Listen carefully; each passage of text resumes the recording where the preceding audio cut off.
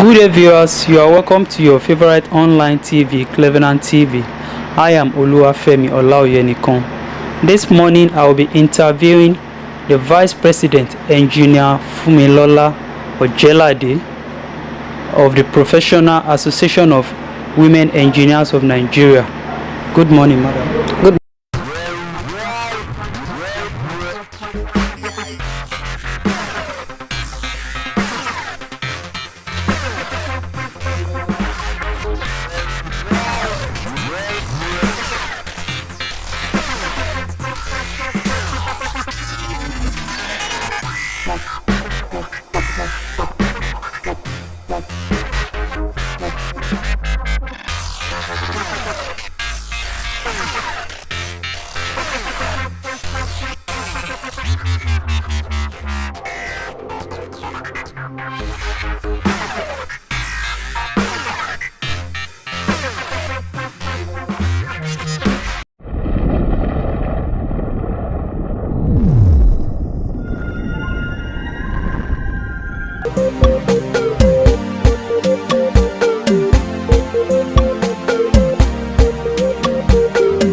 Morning. And it's nice to talk to you this morning. Yeah, nice to be here. Your organization, that's the Association of Professional Women Engineers of Nigeria.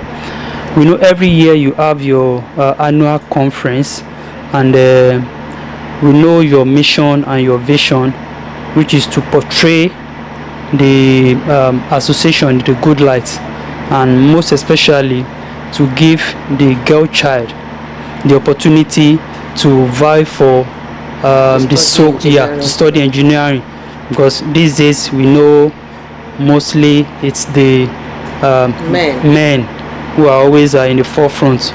But since the inception of your organization, you have been doing a lot to make sure the girl child comes to the fore.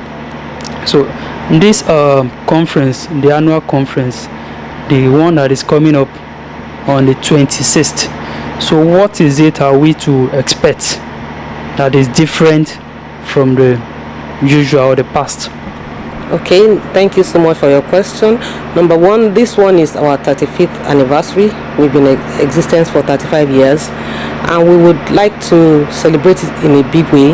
We want to see where we're coming from, what we've been doing, and where we're going. The theme is passion translated into enterprise. That is, we know that there are a lot of women who are doing things that are not necessarily engineering, and they love to do it, but they don't know how they can make money out of that. And unless you really like what you're doing, you can't really make money out of it. So we have that theme, and we have invited people so that they can help us to know and see how you can turn your passion into an enterprise. In addition to the engineering knowledge that you have and background that you have, we believe you can go very far. Talking of engineering, we know your focus is on the girl child. Why not the both sexes? Why just the girl? Well, because we are women. As a matter of fact, up when this association came to be, because we're in a male-dominated profession, there are more men in engineering than women. So there's a tendency for them not to recognize us. There's a tendency for them to still believe that we're just like maybe the wife in the home who needs to do some other smaller chores. So we had to come together into this association. That was how it actually started, to be like a force to let the men know that, look, this is about the mind. And we can also do what the men can do in terms of thinking. We are not talking about physical strength here. We are talking about designs and thinking, how the kind of intelligence you can bring out. So we also know that there are so many girls who are not able to take up engineering because their mother tells them it's a man's job, or their mother tells them, how are you going to handle screws and all that. So we are showing them that we are engineers and we are normal people. We are married to men, but this is about your intellect. So we just want to inspire the girl child to take this engineering as a profession also, we are saying engineering is a profession for girls, for women also, not only for men. So that is why we take those steps to inspire the girl child. Particularly, the men would naturally go into engineering. They don't need to be encouraged. They can go into it. Nobody is going to stop them. But the society prevents the woman, because there is a mindset that is a man's field and they should not go into it. So that is why we are taking the men, the girls, and not the boys. Okay. Talking about inspiring them, how have you been able to, or how easy has it been to convince some of them to come into this field? It's the programs that we organize for them. For example, there is one that is our flagship program at this time. We call it the Invent It, Build It. Initially, what we are doing is just to go into secondary schools and talk to them, with our own story. But now we have put some practicality into it by adopting simple engineering experiments that is going to show them this is what engineers do in the society. For example, we could have one that says buoyancy, how boats, how ships, how they float, how they sail. And then we do a small experiment that they can see, not just that we ask them to do it by themselves, and then they do it. Or there is one about absorbency, how the oil industry separates oil from water. So they say, oh, so this is just how it is, and so I can work in an oil industry if I study engineering. And then it gets them to want it. Usually by the end of all those programs, we normally actually ask them, how many of you would like to study engineering after this? And we actually have much more people saying, oh, I'm now thinking about it. We just need them to think about it. Once they start thinking about it, by the time they are big enough, they'll be able to make that choice. So are you saying the reception has been very good from them? Has been good from both the children and their parents. Their parents see that, oh, so our girls can actually study, it's not as bad, and the girls believe that this is not rocket science after all, I can do it. Since the inception of the body, since 1982-83, yes, I see that the body has really grown tremendously. Yeah. What effort have you put in place to really arrive at this stage you are now? Essentially, it's those things we've been doing. Apart from encouraging the girl child, even we, the adults, we encourage ourselves to because it's a different thing for somebody to study engineering. It's another thing for them to remain. So we actually have people who study it, but they are not able to get a job or something. They just draw back. So what we do is we have mentoring programs for younger engineers, both in maybe those in university who are already studying it. That when you leave this environment, you can practice the way we are practicing. You don't need to draw back and then go and do something else that looks convenient or looks more feminine. You can come into the industry. You have people that you can look up to, and so with that, people from the 82, they pass it on to those of us who are passing it down. Mentoring essentially. Yes. Let's look at the role of government. Do you think the government has done enough to really encourage the girl child in this field? Well, I believe the government is making efforts to encourage everybody, not necessarily the girl child, and the government consists of all of us and all the profession. So if they encourage the girl child to study engineering, what about law? What about medicine? We need all those professionals also. Sorry to cut you. What I ask is, those other courses, they are like regular courses that people tend to go for easily than engineering. Yes. More so a girl child. Yes. So that's why I said, what is the role of government in that regard? Well, what I'm trying to say is that the government does not need to put emphasis on the girl coming into engineering. So far that the girls are going to school, they are studying. All the government needs to do is to make an enabling environment for the girl to be educated. So once they are educated, leave it to those of us who are here to encourage them to go into what we want them to go to, like engineering. Even those that we inspired, not all of them take it, because it depends on what you can study. Some are good in medicine, some are good in the arts and the human science and the humanities. So it depends on what you finally like to do.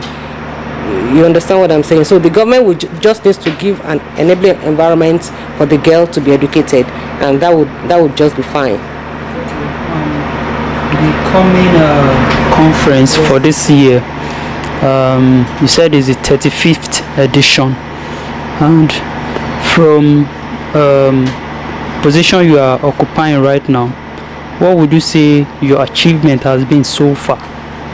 As an achievement of the group, yeah, of the group. yeah.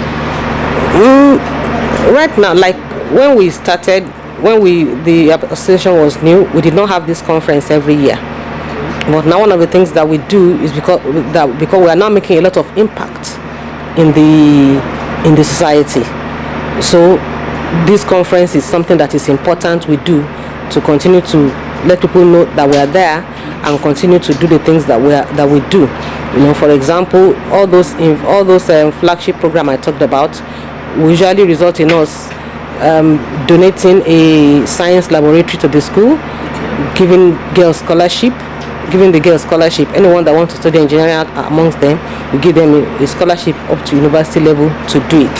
You know, and so this one is also an event that is going to build us our own capacity as women engineers.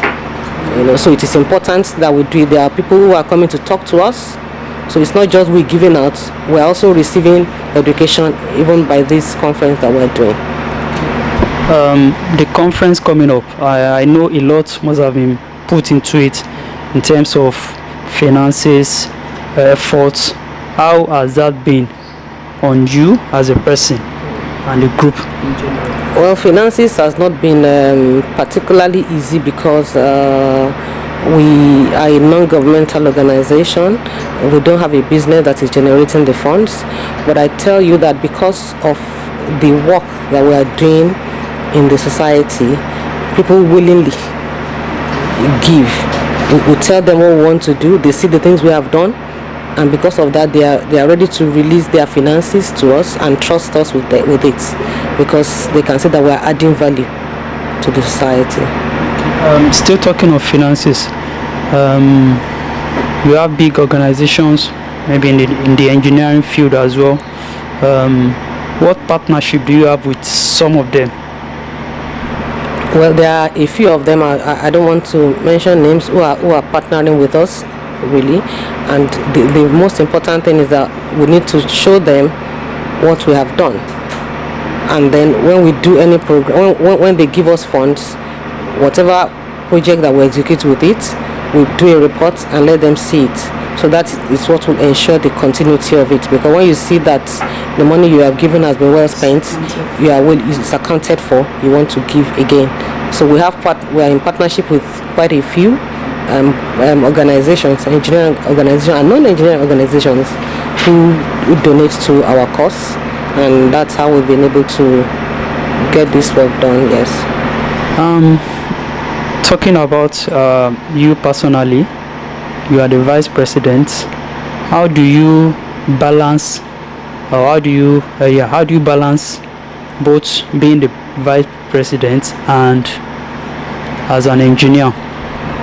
Okay, you know that usually, like the work as vice president is voluntary, is volunteering, and even as an engineer, wherever you work or whatever you do, you are expected to join a professional body, because that is how you can keep yourself up to date in your profession. And also, as vice president, I volunteer my services toward the association. Like this time I'm spending with you here, you know, I had to take some time off at my break time to come and do this, and even the organization of all the events that we have. So it's everything has to go together. There is no I don't have a choice. If I want to be a total person, I can't just face my profession or my work and not volunteer, because this is like giving back into the society.